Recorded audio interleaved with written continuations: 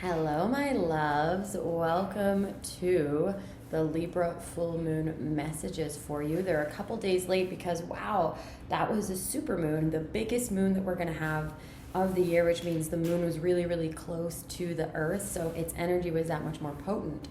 And this Libra moon, wow, it took me for a ride. And I'm so excited to share the messages with you because it's so important right now, especially for those of us that are in relationship or single or looking to create new relationships while we're in this unusual isolation period during COVID. So you're really looking inward and you're seeing your own relationships to yourself. You're seeing how your relationships are working around you. You're seeing what type of relationship you want to be in once this is over and you're able to go touch and be around people again. I'm looking forward to that. And that's what this moon and lunation was all about, as well as some other factors that were going on in the cosmos. So Libra is the sign of balance. It is the sign of relationships and harmony, the peacekeeper. Sometimes they can be really unbalanced. Sometimes they can be people pleasers and be too giving, right? That is a sign of Libra. And then they don't know how to keep balance for themselves. They don't know how to take care of others as well as themselves at the same time. So this Libra full moon was really bringing that up for us. It was showing us, are we taking care of ourselves but not other people? Are we taking care of other people but not ourselves? Especially for those of you that are parents or that are working from home and are really, really stressed out during these uncertain times. It's really this opportunity for us to balance out our energies. And really, there's these cosmic divine transmissions that are coming through right now for your divine relationship. And what do I mean by that? So essentially what's being cleared out right now, because full moons are always an opportunity for clearing and for having, what's the word I want to use? For having what's not working be illuminated so that we can let it go, right? So that we can create boundaries or we can release it or we can get over it or we can finally heal it. And what's being illuminated is all of the pain and suffering that we in general, throughout all society, throughout the world, have caused each other in relationships, right? The times that we've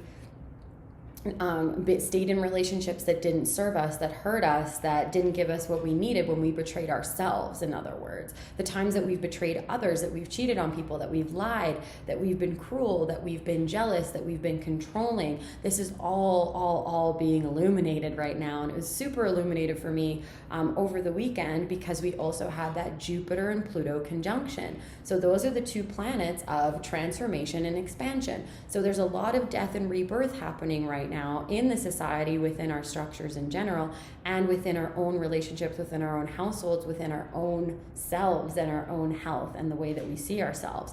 So what does this Jupiter Pluto conjunction mean for our relationships? It means that we're literally going through a cycle of letting old relationship patterns, old ways of relating to each other, old ways of being in relationship, right? Like cheating, codependency, avoidance, anxious attachment, all of these poor attachment styles that then we give to our children, and then they create poor attachment styles. And then, everyone is just kind of traumatized and in pain and hurting each other, and we're all hurt.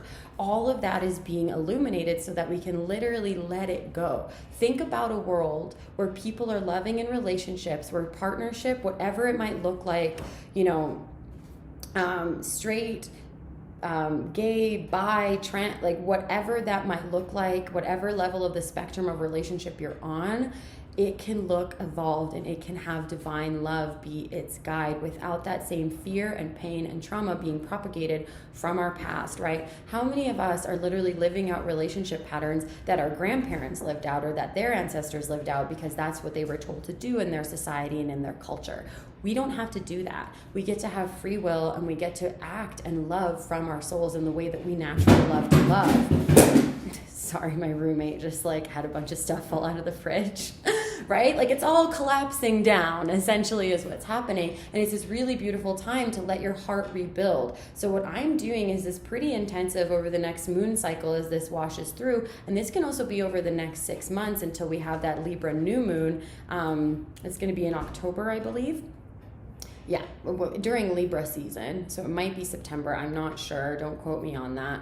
But over the next month, what I'm going to be doing is literally looking at all of my major relationships. What did they teach me? What do I have to release? What do I need to transform still? And I'm going to just be brutally honest with myself, because I want this to be different. New codes for relationships where we actually get to love in the way that we naturally love. We get to fully be ourselves. The other people get to fully be themselves, whether they're our romantic partners, our business partners, our children, our friends. Everyone gets to be who they are, and we get to love them and see them in that. So it's a really exciting time, but obviously there's a lot of pain and triggering and trauma that comes up, especially if you are alone or you are single like I am. There is so much coming up around what your past was like, what your future is like, and you get to look at it and analyze it and actually heal it. And of course, there are healers, relationship coaches, therapists that you can lean on, books you can buy. So please be guided to wherever you need to go in order to be supported. I'm also here to talk to you if you'd like some astrological support or some coaching support, especially if you are a female entrepreneur and leader and you're looking at how do I have divine partnership and also create my destiny and create my divine life's purpose. I am here for you. Your astrology chart is your authentic self, and when you understand it and unleash it and let it be out in the world, it is so healing for you and everyone else, because then everyone else has permission to be themselves. How beautiful is that? Okay, so I'm going to do the individual sign element readings coming up next, starting with fire, earth, air, and then water. And then all of the individual sign readings are going to be on Vimeo. So check those out. I have lots of podcasts, lots more content coming for you. I am here to support you through these times. They are a change-in, and there is opportunity here and growth and healing as well. But we have to be honest with ourselves and let ourselves transform. Satnam, my loves.